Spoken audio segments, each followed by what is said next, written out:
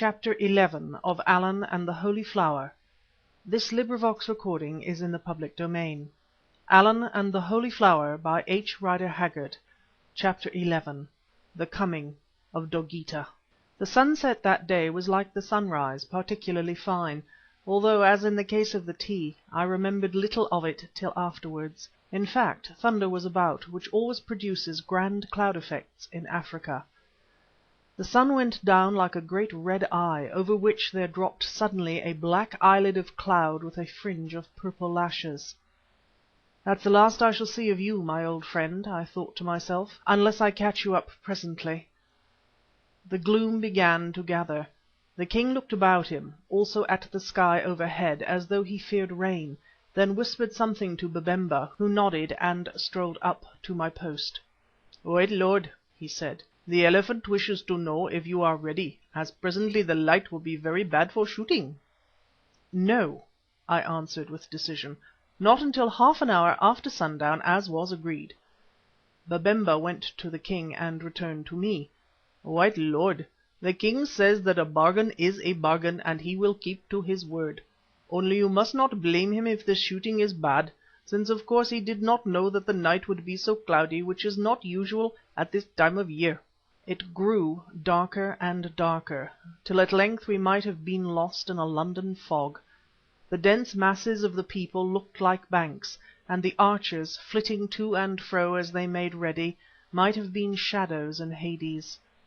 Once or twice lightning flashed and was followed after a pause by the distant growling of thunder. The air, too, grew very oppressive.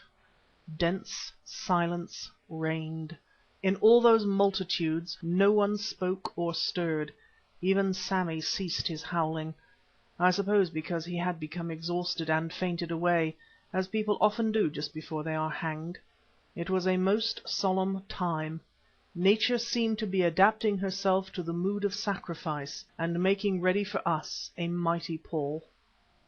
At length I heard the sound of arrows being drawn from their quivers, and then the squeaky voice of Imbozwi saying, "Wait a little, the cloud will lift. There is light behind it, and it will be nicer if they can see the arrows coming."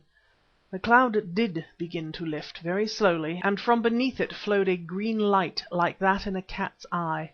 "Shall we shoot, Imbozwi?" asked the voice of the captain of the archers. "Not yet, not yet, not till the people can watch them die." The edge of the cloud lifted a little more. The green light turned to a fiery red thrown by the sunk sun and reflected back upon the earth from the dense black cloud above. It was as though all the landscape had burst into flames, while the heaven over us remained of the hue of ink. Again the lightning flashed, showing the faces and staring eyes of the thousands who watched, and even the white teeth of a great bat that flittered past. That flash seemed to burn off an edge of the lowering cloud, and the light grew stronger and stronger, and redder and redder. Imbozwi uttered a hiss like a snake. I heard a bowstring twang, and almost at the same moment the thud of an arrow striking my post just above my head. Indeed, by lifting myself I could touch it. I shut my eyes and began to see all sorts of queer things that I had forgotten for years and years. My brain swam and seemed to melt into a kind of confusion. Through the intense silence I thought I heard the sound of some animal running heavily, much as a fat bull eland does when it is suddenly disturbed. Someone uttered a startled exclamation, which caused me to open my eyes again. The first thing I saw was the squad of savage archers lifting their bows. Evidently that first arrow had been a kind of trial shot. The next, looking absolutely unearthly in that terrible and ominous light, was a tall figure, seated on a white ox, shambling rapidly towards us along the open roadway that ran from the southern gate of the market-place. Of course I knew that I dreamed, for this figure exactly resembled Brother John. There was his long snowy beard. There in his hand was his butterfly net, with the handle of which he seemed to be prodding the ox. Only he was wound about with wreaths of flowers as were the great horns of the ox, and on either side of him and before and behind him ran girls, also wreathed with flowers. It was a vision, nothing else, and I shut my eyes again, awaiting the fatal arrow. shoot!" screamed Imbozwi. "Nay, shoot not," shouted Babemba. "Dogeetah is come." A moment's pause, during which I heard arrows falling to the ground. Then from all those thousands of throats a roar that shaped itself to the words: "Dogeetah! Dogeetah is come to save the white lords." I must confess that after this my nerve, which is generally pretty good, gave out to such an extent that I think I fainted for a few minutes.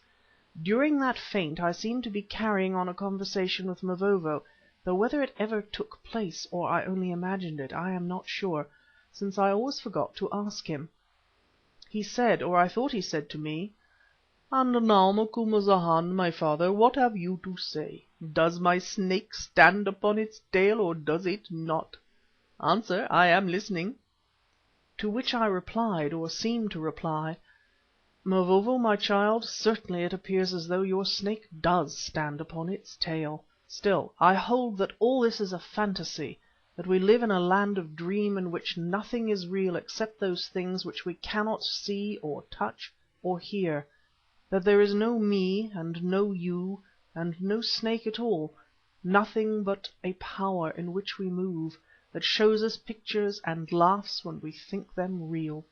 Whereon Mavovo said, or seemed to say: "Ah, at last you touch the truth, O Macumazahn, my father. All things are a shadow, and we are shadows in a shadow. But what throws the shadow, O Macumazahn, my father? Why does Dogeetah appear to come hither riding on a white ox? And why do all these thousands think that my snake stands so very stiff upon its tail?" "I'm hanged if I know," I replied, and woke up. There without doubt was old Brother John with a wreath of flowers, I noted in disgust that they were orchids, hanging in a bacchanalian fashion from his dinted sun helmet over his left eye. He was in a furious rage and reviling Bausi, who literally crouched before him, and I was in a furious rage and reviling him. What I said I do not remember, but he said, his white beard bristling with indignation, while he threatened Bausi with the handle of a butterfly net: "You dog, you savage, whom I saved from death and called brother! What were you doing to these white men who are in truth my brothers, and to their followers? Were you about to kill them? Oh, if so, I will forget my vow. I will forget the bond that binds us, and—" "Don't, pray don't," said Bausi. "It is all a horrible mistake. I am not to be blamed at all. It is that witch doctor Imbozwi whom by the ancient law of the land I must obey in such matters. He consulted his spirit and declared that you were dead, also that these white lords were the most wicked of men, slave traders with spotted hearts, who came hither to spy out the Mazitu people and to destroy them with magic and bullets." "Then he lied," thundered Brother John, "and he knew that he lied." "Yes, yes, it is evident that he lied," answered Bausi. "Bring him here, and with him those who serve him." Now by the light of the moon, which was shining brightly in the heavens, for the thunder clouds had departed with the last glow of sunset, soldiers began an active search for Imbozwi and his confederates. Of these they caught 8 or 10, all wicked-looking fellows, hideously painted and adorned like their master, but Imbozwi himself they could not find. I began to think that in the confusion he had given us the slip, when presently from the far end of the line, for we were all still tied to our stakes, I heard the voice of Sammy, hoarse it is true, but quite cheerful now, saying: "Mr. Quatermain, in the interests of justice, will you inform his Majesty that the treacherous wizard for whom he is seeking is now peeping and muttering at the bottom of the grave which was dug to receive my mortal remains?" I did inform his Majesty, and in double quick time our friend Imbozwi was once more fished out of a grave by the strong arms of Babemba and his soldiers, and dragged into the presence of the irate Bausi. "Loose the white lords and their followers," said Bausi, "and let them come here." So our bonds were undone, and we walked to where the king and Brother John stood, the miserable Imbozwi and his attendant doctors huddled in a heap before them. "Who is this?" said Bausi to him, pointing at Brother John. "Is it not he whom you vowed was dead?" Imbozwi did not seem to think that the question required an answer, so Bausi continued. "What was the song that you sang in our ears just now? That if Dogeetah came you would be ready to be shot to death with arrows in the place of these white lords whose lives you swore away, was it not?" Again Imbozwi made no answer, although Babemba called his attention to the king's query with a vigorous kick. Then Bausi shouted, "By your own mouth you are condemned, O liar, and that shall be done to you which you have yourself decreed," adding, almost in the words of Elijah after he had triumphed over the priests of Baal, "Take away these false prophets, let none of them escape. Say you not so, O people?" "Aye," roared the multitude fiercely, "take them away." "Not a popular character, Imbozwi," Stephen remarked to me in a reflective voice. "Well, he is going to be served hot on his own toast now, and serve the brute right." "Who is the false doctor now?" mocked Mavovo in the silence that followed. "Who is about to sup on arrowheads, O painter of white spots?" And he pointed to the mark that Imbozwi had so gleefully chalked over his heart as a guide to the arrows of the archers. Now seeing that all was lost, the little humpbacked villain with a sudden twist caught me by the legs and began to plead for mercy. So piteously did he plead that, being already softened by the fact of our wonderful escape from those black graves, my heart was melted in me. I turned to ask the king to spare his life, though with little hope that the prayer would be granted, for I saw that Bausi feared and hated the man, and was only too glad of the opportunity to be rid of him. Imbozwi, however, interpreted my movement differently, since among savages the turning of the back always means that a petition is refused. Then, in his rage and despair, the venom of his wicked heart boiled over. He leapt to his feet, and drawing a big carved knife from among his witch doctor's trappings, sprang at me like a wild cat, shouting, "At least you shall come too, white dog!" Most mercifully Mavovo was watching him, for that is a good Zulu saying which declares that "wizard is wizard's fate." With one bound he was on him. Just as the knife touched me it actually pricked my skin, though without drawing blood, which was fortunate as probably it was poisoned. He gripped Imbozwi's arm in his grasp of iron and hurled him to the ground as though he were but a child. After this, of course, all was over. "Come away," I said to Stephen and to Brother John. "This is no place for us." So we went, and gained our huts without molestation and indeed quite unobserved, for the attention of everyone in Beza Town was fully occupied elsewhere. From the market-place behind us rose so hideous a clamour that we rushed into my hut and shut the door to escape or lessen the sound. It was dark in the hut, for which I was really thankful, for the darkness seemed to soothe my nerves. Especially was this so when Brother John said, "Friend, Allan Quatermain, and you, young gentleman, whose name I don't know, I will tell you what I think I never mentioned to you before, that, in addition to being a doctor, I am a clergyman of the American Episcopalian Church. Well, as a clergyman I will ask your leave to return thanks for your very remarkable deliverance from a cruel death." "By all means," I muttered for both of us, and he did so in a most earnest and beautiful prayer. Brother John may or may not have been a little touched in the head at this time of his life, but he was certainly an able and a good man. Afterwards, as the shrieks and shouting had now died down to a confused murmur of many voices, we went and sat outside under the projecting eaves of the hut, where I introduced Stephen Somers to Brother John. "And now," I said, "in the name of goodness, where do you come from tied up in flowers like a Roman priest at a sacrifice, and riding on a bull like a lady called Europa? And what on earth do you mean by playing us such a scurvy trick down there in Durban, leaving us without a word after you had agreed to guide us to this hellish hole?" Brother John stroked his long beard and looked at me reproachfully. "I guess, Allan," he said in his American fashion, "there is a mistake somewhere. To answer the last part of your question first, I did not leave you without a word. I gave a letter to that lame old Griqua gardener of yours, Jack, to be handed to you when you arrived." Then the idiot either lost it or lied to me, as Griquas will, or he forgot all about it." "That is likely. I ought to have thought of that, Allan, but I didn't. Well, in that letter I said that I would meet you here, where I should have been 6 weeks ago, awaiting you. Also I sent a message to Bausi to warn him of your coming in case I should be delayed, but I suppose that something happened to it on the road. Why did you not wait and come with us like a sensible man? Allan, as you ask me straight out, I will tell you, although the subject is one of which I do not care to speak. I knew that you were going to journey by Kilwa. Indeed, it was your only route, with a lot of people and so much baggage, and I did not wish to visit Kilwa." He paused, then went on. "A long time ago, nearly 23 years to be accurate, I went to live at Kilwa as a missionary with my young wife. I built a mission station and a church there, and we were happy and fairly successful in our work.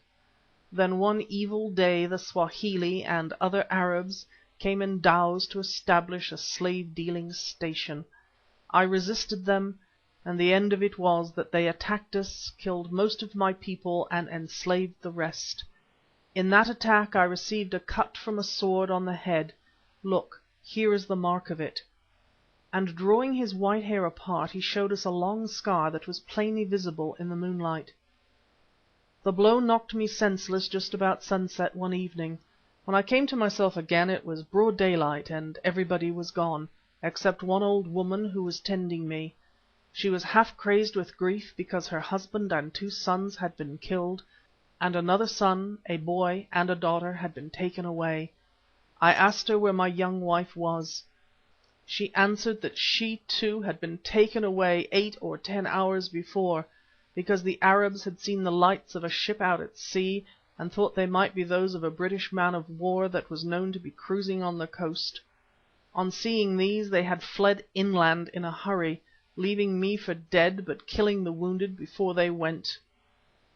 The old woman herself had escaped by hiding among some rocks on the seashore, and after the Arabs had gone had crept back to the house and found me still alive. I asked her where my wife had been taken. She said she did not know, but some others of our people told her that they had heard the Arabs say they were going to some place 100 miles inland to join their leader, a half-bred villain named Hassan ben Mohammed, to whom they were carrying my wife as a present. Now we knew this wretch, for after the Arabs landed at Kilwa, but before actual hostilities broke out between us, he had fallen sick of smallpox, and my wife had helped to nurse him. Had it not been for her, indeed, he would have died. However, although the leader of the band, he was not present at the attack, being engaged in some slave-raiding business in the interior. When I learned this terrible news, the shock of it, or the loss of blood, brought on a return of insensibility, from which I only awoke 2 days later to find myself on board a Dutch trading vessel that was sailing for Zanzibar. It was the lights of this ship that the Arabs had seen and mistaken for those of an English man of war. She had put into Kilwa for water, and the sailors, finding me on the veranda of the house and still living, in the goodness of their hearts carried me on board. Of the old woman they had seen nothing. I suppose that at their approach she ran away. At Zanzibar, in an almost dying condition, I was handed over to a clergyman in our mission, in whose house I lay desperately ill for a long while. Indeed, 6 months went by before I fully recovered my right mind. Some people say that I have never recovered it. Perhaps you are one of them, Allan. At last the wound in my skull healed, after a clever English naval surgeon had removed some bits of splintered bone, and my strength came back to me. I was and still am an American subject, and in those days we had no consul at Zanzibar, if there is one there now, of which I am not sure, and of course no warship. The English made what inquiries they could for me, but could find out little or nothing, since all the country about Kilwa was in possession of Arab slave traders, who were supported by a ruffian who called himself the Sultan of Zanzibar. Again he paused, as though overcome by the sadness of his recollections. "Did you never hear any more of your wife?" asked Stephen. "Yes, Mr. Somers. I heard at Zanzibar from a slave whom our mission bought and freed, that he had seen a white woman who answered to her description alive and apparently well, at some place I was unable to identify. He could only tell me that it was 15 days' journey from the coast. She was then in charge of some black people, he did not know of what tribe, who, he believed, had found her wandering in the bush. He noted that the black people seemed to treat her with the greatest reverence, although they could not understand what she said. On the following day, whilst searching for 6 lost goats, he was captured by Arabs who, he heard afterwards, were out looking for this white woman. The day after the man had told me this, he was seized with inflammation of the lungs, of which, being in a weak state from his sufferings in the slave gang, he quickly died. Now you will understand why I was not particularly anxious to revisit Kilwa. "Yes," I said, "we understand that and a good deal more of which we will talk later. But to change the subject, where do you come from now, and how did you happen to turn up in just the nick of time?" "I was journeying here across country by a route I will show you on my map," he answered, "when I met with an accident to my leg," here Stephen and I looked at each other, "which kept me laid up in a Kaffir hut for 6 weeks. When I got better, as I could not walk very well, I rode upon oxen that I had trained. That white beast you saw is the last of them, the others died of the bite of the tsetse fly. A fear which I could not define caused me to press forward as fast as possible. For the last 24 hours I have scarcely stopped to eat or sleep. When I got into the Mazitu country this morning I found the kraals empty, except for some women and girls who knew me again and threw these flowers over me. They told me that all the men had gone to Beza Town for a great feast, but what the feast was they either did not know or would not reveal. So I hurried on and arrived in time. Thank God, in time. It is a long story. I will tell you the details afterwards. Now we are all too tired. What's that noise?" I listened and recognized the triumphant song of the Zulu hunters who were returning from the savage scene in the market-place. Presently they arrived, headed by Sammy, a very different Sammy from the wailing creature who had gone out to execution an hour or 2 before. Now he was the gayest of the gay, and about his neck were strung certain weird ornaments, which I identified as the personal property of Imbozwi. "Virtue is victorious, and justice has been done, Mr. Quatermain. These are the spoils of war," he said, pointing to the trappings of the late witch-doctor. "Out, get out, you little cur. We want to know nothing more," I said. "Go cook us some supper." And he went, not in the least abashed. The hunters were carrying between them what appeared to be the body of Hans.